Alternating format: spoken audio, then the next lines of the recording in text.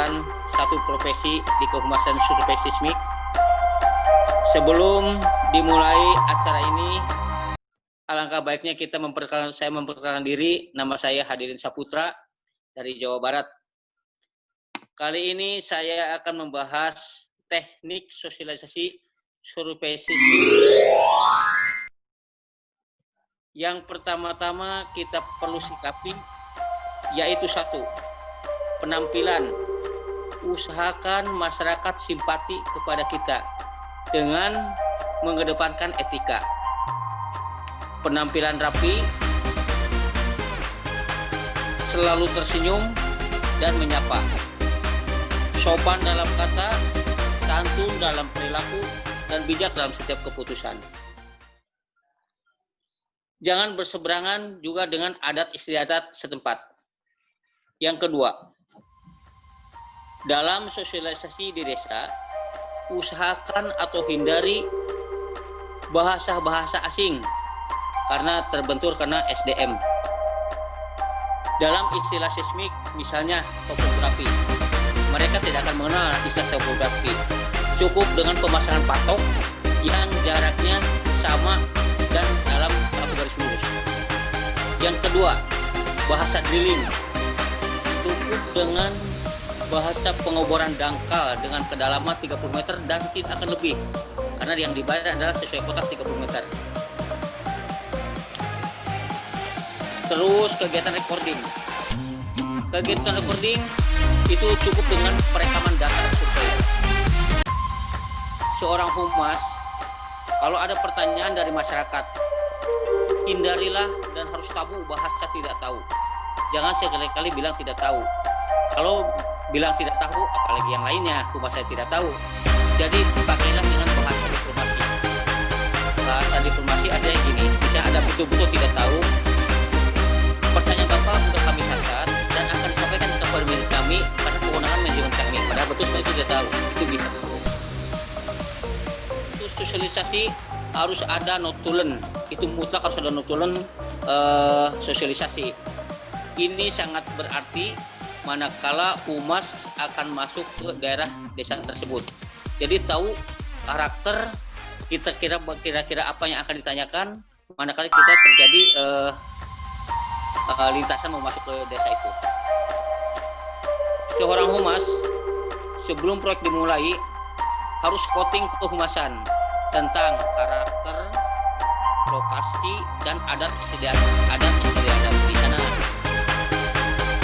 Seorang humas tidak ada istilah yang membuat jagoan, tidak ada.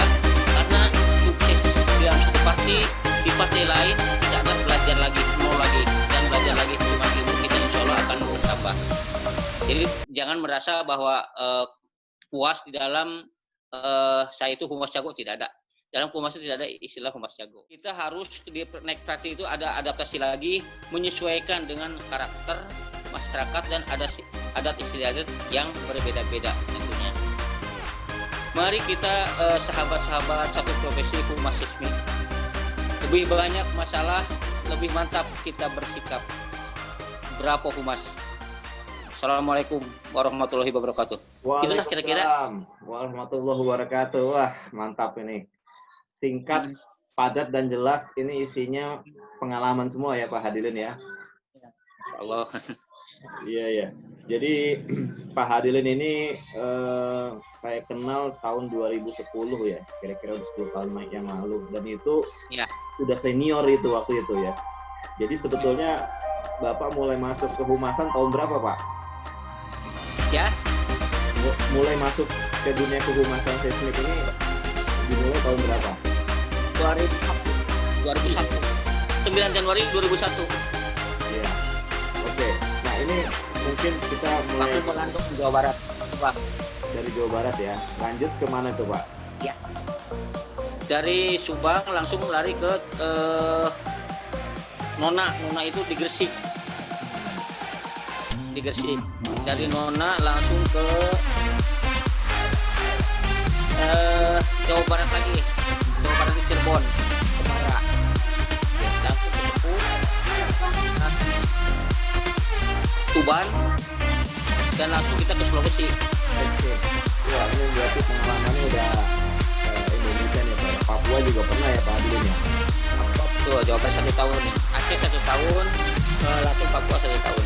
Luar biasa. Ini kalau para junior ini tidak menyerap ilmunya dari beliau nih. Sekarang beliau ini aktif di kampung halaman sendiri membangun desa sebagai ketua BPD. Wah, luar biasa. BPD. Anggota BPD. Pas banget, jadi nanti kalau ada yang sosialisasi di desa ini ketemu Pak Hadilin ini nggak susah, udah dibantu pasti. Ya, nanti Majalengka. Memberikan motivasi nih Pak ya mengenai pendapatan seorang humas. Nah, kira-kira daily rate Bapak yang terbesar itu berapa Pak? Dalam satu hari dibayar berapa? Saya dengar kan ada humas yang dibayar di atas 2 juta ya satu hari. Di ini kemarin di Kalimantan Tengah 1,2 ya. Itu 1,2 ya, berarti 30 jutaan Pak ya. Luar biasa. Iya. Nah, terus yang ini lagi Pak, saya mau nanya nih mengenai kita bagaimana caranya ketika misalkan di suatu desa ini agak ruwet ya Pak ya, rumit karena adanya mungkin provokasi dari pihak-pihak luar dan sebagainya. Itu gimana trik-triknya Pak Hadilin? Jadi saya pernah, mungkin yang saya tahu satu-satunya survei seismik yang sampai ke recording mungkin di Madura waktu SMAC mungkin saya. Di situ ada tim QC-nya Pak Agus Sigono, dan alhamdulillah dari 10 lintasan 7 lintasan direkord ada sampai recording. Jadi 3 ditinggalkan karena adalah bersangkutan dengan kebutuhan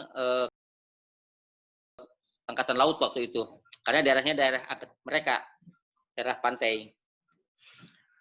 Jadi kita, ya itu tadi, kita jangan berseberangan dengan masyarakat, kita dengan bahasa diplomasi. Jadi kalau misalnya tidak boleh, nggak apa-apa tidak boleh, tapi dengan alasan dengan yang tepat. Jangan memaksakan kehendak dengan artinya gini, kita pendekatan dengan siapa? Saya masih ingat di Madura itu tanggal 6 April itu pilkada pemilihan gubernur waktu itu. Jadi diliburkan semua kegiatan. Saya manfaatkan untuk menghadiri tokoh-tokoh, dan itu ada banyak manfaatnya di situ. Saya minta izin, minta akomodasi dan kendaraan. Semua humas saya tidak akan ikut rekreasi, tapi ingin ikut mediasi kepada tokoh-tokoh masyarakat di Madura, dari Bangkalan sampai ke Sumeneb waktu itu. Dan alhamdulillah itu berhasil. Saya pernah bawa labu itu mau dibakar waktu itu, dan sudah di Urubun 18 penuh. Satu-satunya humas yang ikut menghadapi blaster adalah saya bersama Pak Radio, bahwa yang bertanggung jawab di situ ke semua kegiatan ini adalah saya Pak Humasnya. Saya Pak Radio. Kata saya bekerja, apapun risikonya. Tapi kata saya stop. Nah, sekarang saya stop. Ini tidak ada satu orang pun yang bekerja. Nah sekarang labo nih kan banyak ini lagi ada genset, saya akan ngomong di depan mereka. Labo matikan genset, matikan, bukan? Jadi saya merintahkan Pak, baru dia percaya gitu. Ya memang berisiko sih. Benar. Jadi kalau bisa saya simpulkan adalah seorang humas itu harus benar-benar dekat dengan masyarakat dan dekat dengan tokoh juga. Jadi di tengah-tengah dia bisa memberikan nasihat, tapi bisa juga mengasih instruksi Pak ya. Instruksi untuk stop atau lanjut bekerja itu adalah tugasnya humas. Dan kepada tokoh-tokoh masyarakat yang harus luas Pak ya dalam bergaul Pak ya. Ada kejadian menarik di Papua kemarin, saya di Papua, yang menyentuh pekerjaan itu adalah Pak Bupati sendiri. Pak Bupati sendiri. Jadi saya datang ke rumahnya Pak Bupati sendirian dari jam 8 malam, diterima setengah 12 malam. Saya langsung saya jual nama kakak saya, kebetulan dia wali kota Bogor waktu itu. Dia langsung saya dikasih makan, dia langsung kasih memo, besoknya langsung clear itu permasalahan. itu ya, jadi cuman dari setengah 8 sampai jam setengah 12 malam, tapi akhirnya selesai juga kasih memo. Dan saya berhubungan baik dengan asisten pribadinya. Sampai sekarang suka komunikasi silaturahmi dengan Papua Barat. Oke, jadi makin banyak kita mengenal tokoh-tokoh di berbagai daerah, itu suatu saat nanti akan berguna juga kalau mereka saling kenal, kita ada masalah, akhirnya dengar namanya aja langsung clear Pak ya. Betul, cuman yang jelas jangan menyalahkan mereka, jangan selalu menyalahkan mereka walaupun dia salah, tidak perlu disalahkan. Jadi dibenarkan aja, Bapak benar, namun mungkin Bapak taunya ini. Dari kami adalah versi kami adalah begini, dia akan sadar sendiri gitu. Jadi biar yang mau salah tuh dia, bukan dari kita. Nah itu yang kebanyakan begitu. Ini luar biasa ini, trik seperti ini mungkin nggak bisa didapat dari buku ya. Ini adalah dari pengalaman langsung, praktek di lapangan. Ya. Oke, mungkin. Terus di Papua juga kan kami sampai dipanggil sama DPRD. Dari Humas saya datang, partisip, dari klien juga datang. Jadi mereka akan menutup proyek karena tidak ada kontribusi terhadap masyarakat. Biarin aja mereka bicara. Jadi pas saya bicara begini, Pak Ketua Dewan, Bapak bicara atas nama masyarakat, Bapak benar, saya bilang, Bapak benar. Dan tidak salah sedikit pun. Namun, itu kan masyarakat yang mana dulu? Siapa dulu? Nah, sedangkan kami bisa berdasarkan data, bisa akan data ini, laptopnya, ini gambarnya. Waktu itu ada masyarakat memang perlu kendaraan air, waktu jam 9:30 malam mau melahirkan. Betul, kami sudah, karena ada aturan waktu. Setelah jam 6 maghrib tidak boleh ada kendaraan yang operasi. Tapi ini aja emergency, jadi kita harus izin ke Jakarta, dan dikasih izin. Apa artinya? Tapi dia nggak mau pasiennya, besok aja, akhirnya meninggal itunya apa bayinya. Jadi itu terserah Pak Ketua Dewan mau menilai kami itu bagaimana. Tapi yang jelas kami sudah ada izin. Yang satunya mau melahirkan juga, waktu karena siang, bukan hanya perahu Pak, bukan hanya mobil, helikopter kami pakai. Ini buktinya. Dia langsung dari permulaan masuk heli sampai ke itu ada. Jadi dia akhirnya sampai nangis si Dewan itu. Dan itu diperpanjang nih, kita ada setuju dari. Nah itulah ya, pengalaman pahit tapi ya benar, menyenangkan gitu. Oke, ini menarik sekali nih. Mungkin ada pertanyaan lain. Ini ada humas dari ini juga nih, Jawa Timur nih. Siapa tuh? Ini anak buahnya Pak Hadilin nih. Pak Bintoro nih. Oh, siapa itu? Nama saya itu siapa itu? Ayo Mas, silakan Mas. Di unmute ininya nih, suaranya.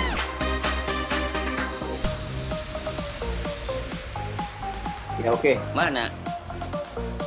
Ya oke, mungkin yang baru bergabung ini kan kita tadi sudah buka mengenai topik sosialisasi desa. Tadi saya catat ada 6 poin yang penting.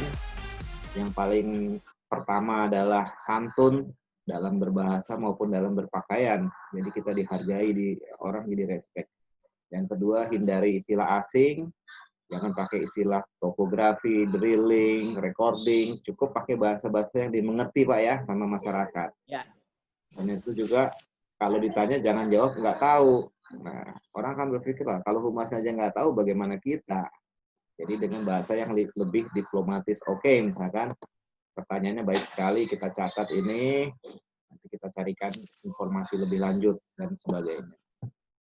Dan yang keempat, dalam sosialisasi itu wajib harus ada notulen atau berita acara, sehingga kegiatan tersebut terdokumentasikan. Kalau nanti di kemudian hari ada sanggahan atau apa, kita punya bukti legalnya. Yang kelima, sebelum memulai sosialisasi, kita harus lakukan scouting kehumasan. Nah, apa itu scouting? Di pembahasan sebelumnya udah pernah dibahas itu Pak. Tapi di sini kita ulangi lagi, yaitu kita mengenal karakter, lokasi, budaya, adat istiadat setempat, dan lain sebagainya. Dan yang keenam itu, jangan berhenti belajar. Karena tidak ada humas yang jago. Semua humas itu perlu belajar. Ya ini menarik ini Pak Hadilin ini jadi humas ini dari Sabang sampai Merauke ini. Istilahnya saya masih belajar di kampus, Pak Hadilin udah terjun di lapangan. Ya, mungkin ada kisah-kisah yang menarik lainnya Pak, pengalamannya Pak, yang bisa sharing kepada para netizen di seluruh Indonesia ini.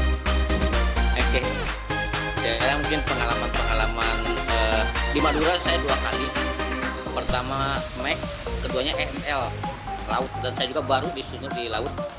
Dan untungnya untuk saya sebagai orang Kumat yang non teknis, saya berangkat berdua sama Pak Firman Amir waktu itu, dipegangin GPS, dan saya baru pegang GPS di mobil karena dia mau berangkat dari ke Papua, diajarin cuma setengah jam.